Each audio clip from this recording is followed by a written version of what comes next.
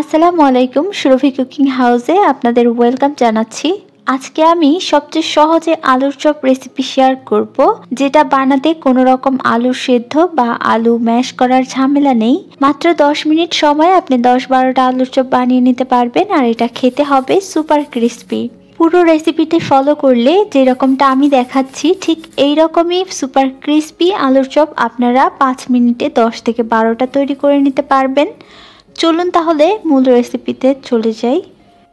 প্রথমেই আমি এখানে ছোট সাইজের কয়েকটা আলু নিয়ে নিয়েছি, এখানে 5টা আলু নিয়েছি। আর যদি আপনি বড় সাইজের নেন তাহলে 2টো আলু হলেই হবে। এবার এগুলোকে ঠিক এই রকম পুরুত্ব রেখে তারপর কেটে নিয়েছি গোল গোল করে। একদম মোটা করলে কিন্তু আলুগুলো সেদ্ধ হবে না, আর এর থেকে পাতলা করলে তাহলে আলুর চপের ভিতরে আলুই খুঁজে পাওয়া যাবে না। তো এই আলুগুলোকে আমি খুব ভালো করে ধুয়ে পরিষ্কার করে এবার একটা টিস্যুর উপরে এভাবে ছড়িয়ে দিচ্ছি। আচ্ছা, এই কাজটা যদি আপনাদের হাতে সময় থাকে তাহলে একটা ঝুড়ির মধ্যে ছড়িয়ে ফ্যানের বাতাসে শুকিয়ে নিতে পারেন, কিন্তু আমি আজকে সাথে সাথেই এই আলুগুলো ভেজে নেব, যার জন্য আমি একটু টিস্যু পেপার দিয়ে মুছে নিলাম।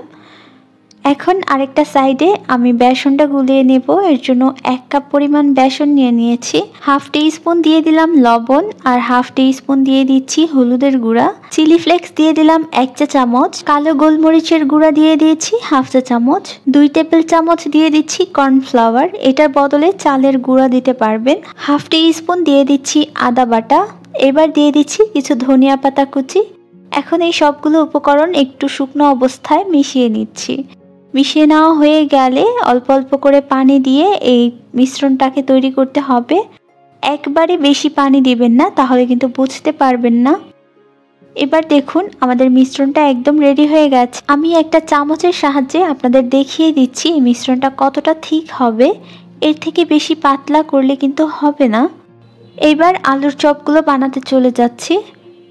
চুলায় আমি একটা কড়াইতে প্রথমেই তেলটা বসিয়ে দিয়েছিলাম, আর তেলটা গরম হয়ে গেছে। এইবার আমি এখান থেকে এভাবে একটা আলু নিয়ে এটাকে ভালো করে কোট করে তেলের মধ্যে ছেড়ে দিব। এই তো আমি একটা কাঁটা চামচ দিয়ে ছাড়ছি, আপনারা হাত দিয়ে চাইলে হাত দিয়েও ছেড়ে দিতে পারেন। আমি অনেকগুলো আলু এখানে ছেড়ে দিব ঠিক একইভাবে। আলুগুলো ছাড়া হয়ে গেলে একটা সাইড না হওয়া পর্যন্ত উল্টাতে যাব না। যখন একটা সাইড ভালো করে হয়ে যাবে তখন এগুলোকে উল্টিয়ে দিচ্ছি। আর অবশ্যই এই আলুগুলোকে যদি অতিরিক্ত ক্রিস্পি ভাবে বানাতে চান তাহলে এটাকে ভালো করে ভাজতে হবে, একটু লালচে করে। আর অবশ্যই একটু সময় নিয়ে ভাজবেন। এক ব্যাচ ভাজা হয়ে গেলে ঠিক একইভাবে আমি পরবর্তী ব্যাচগুলো ভেজে নেব, আর এগুলোকে ভালো করে ভাজা হলে উঠিয়ে নেব। এই তো আলু ভাজা হয়ে গেছে। আমি 3 ব্যাচ করে এগুলোকে ভেজে নিয়েছি। সবগুলো যখন ভাজা হয়ে যাবে তখন আমি সার্ভ করে নিয়েছি, আর এগুলো কতটা ক্রিস্পি সেটা আমি দেখাচ্ছি। আওয়াজ শুনেই নিশ্চয়ই বুঝতে পারছেন এগুলো কতটা ক্রিস্পি হয়েছে।